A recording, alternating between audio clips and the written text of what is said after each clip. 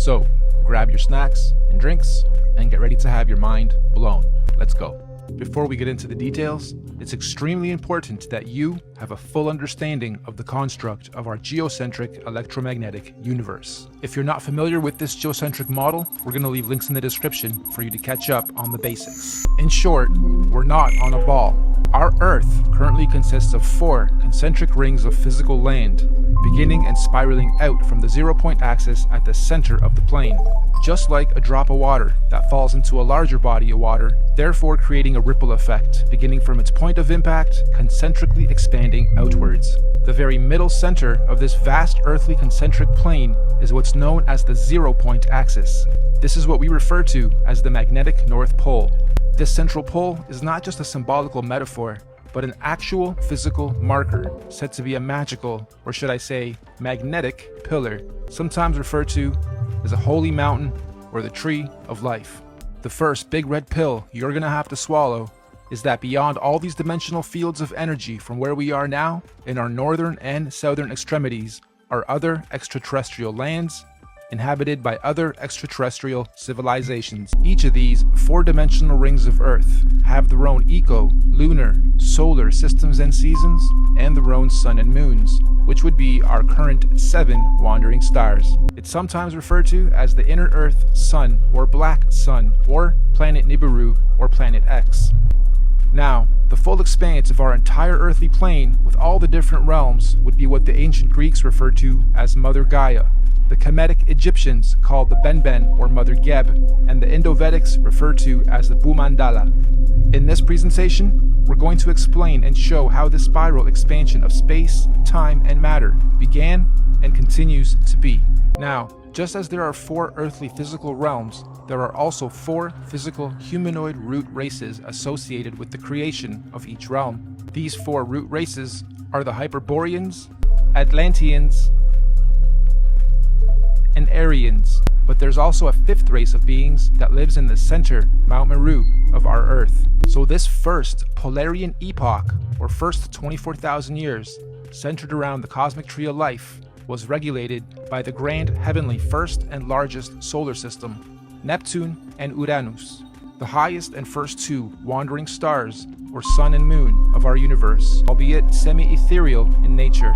And at the end of their epoch, the Polarians completed their first cycle or circle of cosmic time, 24,000 years of experience. This was the end of their epoch. At this point, the Polarians created their very first physical manifestation, and so the Hyperboreans realm and root race are created. A new physical paradigm emerges, unfolding out of the North Polar Center Axis, aka the very first ripple. This process is what we might call a pole shift, the very first pole shift of our Earth. This new Hyperborean realm comes complete with its own solar system to regulate its physical space, time, and matter. This is the first domain to experience fully physical earthly space, time, and matter, all regulated by the very first earthly solar system. This Hyperborean realm that unfolded out of the center pillar was the very first Garden of Eden, surrounding the Tree of Life, or Mount Meru, at the center. Every time a new ripple comes out, it is the new Garden of Eden. Over the next 24,000 years, during their epoch, the Hyperborean realm was gradually pushed outward away from the center as a new realm and physical root race was created. This Atlantean root race and realm is the one we currently inhabit. All human races in this realm of Earth are predominantly Atlanteans. The master race, the Polarians, 24,000 years later, the Hyperborean realm was created. 24,000 years after that, the Lemurian realm was created, then the Atlantean, then the Aryan. And according to many ancient scriptures, mythologies, and mystics, there are 2 more epochs to come, meaning 7 epochs, 7 earthly realms, and 7 root races. Moving on, you'll also notice in this realm of Earth we are currently in, there are 4 main races. All the other races in between are mixed races, or rather mixes of these 4 sub and root races. The black races have their DNA lineage from the very first Earth root race, the Hyperboreans. All native black cultures of this realm predominantly have their cultural beliefs and practices handed down by the Hyperborean root race, sometimes referred to as the Anunnaki. The Oriental Asian races have their DNA lineage from the second root race, the Lemurians, and likewise, the Oriental cultures stem their beliefs and practices from the Lemurian root race, commonly and mistakenly referred to as the Reptilians. This means the Indo-Asians or Vedic Indian races are the original root race lineage of this Atlantean realm, and the white races have their DNA lineage from the most recent fourth root race, the Aryans. Next, let's explore exactly how cosmic epochs and ages work, using the current Aryan epoch calendar as our reference. You'll notice the outside rings note our months of the year as well as our 12 zodiac signs. These conscious seasons are what the Greeks called the 4 ages of man and Vedic scriptures called the Yuga ages. These 4 Yuga ages are the Golden Age, Satya Yuga, Silver Age, Treta Yuga, Bronze Age, Dwapara Yuga, and Iron Age, Kali Yuga. A full epoch, 24,000 years, is broken up into 8 Yuga ages. Therefore, each Yuga age is 3,000 years. So, let's now map the universal, cosmic, and solar timelines of all the individual realms or domains. Mainstream science tells us that the Iron Age began about 6,000 years ago, which mirrors the reset point here, 12 o'clock. If we were to set this calendar to today's date, we would be sitting at just before quarter past reset. 6,000 years into the 5th epoch, bang in the middle of the cosmic winter or Iron Age of universal collective consciousness. In fact, to be a little more exact, we've got us at 2 minutes to midnight. Midnight being 2020, minutes being years. Now, this is interesting because mainstream science has something called a doomsday clock. And on the doomsday clock, they are saying the Earth is 2 minutes to midnight or doomsday. It was actually moved from 3 minutes to 2 minutes on the 18th of January of 2018. And I'm sure most of you know that doomsday or apocalypse simply means a marked period or shift or change from one thing into another. This particular cosmic shift we are about to have is an important one because it's a cardinal shift. Like we said earlier, the current shift is called a cardinal shift, meaning we are not only having a zodiacal energy shift, but we will also simultaneously be having a physical solar shift to mark all these changes. This simultaneous double transitional shift is known as a cosmic or galactic alignment. So, 2020 means you have perfect vision. What does this mean? It means on the 21st of December 2020, during the winter solstice, there's going to be a great cosmic solar event that will be seen and experienced by every single conscious being in our universe. This is what is commonly being described as the event. So on December 21st, 2020, Mercury at the center, our sun in this domain, Mars in the next domain, and Saturn in the last domain, and all the moons on the other side will all stop and align in the same direction on the same path and gradient at the same time for the first time in 6,000 years. This is what we hypothesize is the long-awaited return of the Sun or Christ, the galactic alignment, return of Nibiru or Planet X or consciousness, the great solar event. This cosmic solar alignment will take 3 days to fully align, starting on the 21st of December and ending on the 25th of December.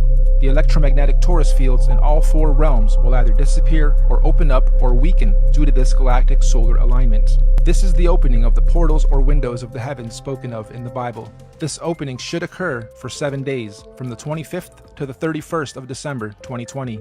That also means everyone on Earth will all be able to see all the different wandering solar systems of all the domains clearly in our skies. The last big one occurred in 1859 and was called the Carrington event. The one coming in 2020 is going to be much, much bigger. This solar alignment is meant to realign cosmic energy and consciousness within the various earthly domains and realms of our Earth. This energy blast will begin at the center of the Earth, or the North Pole.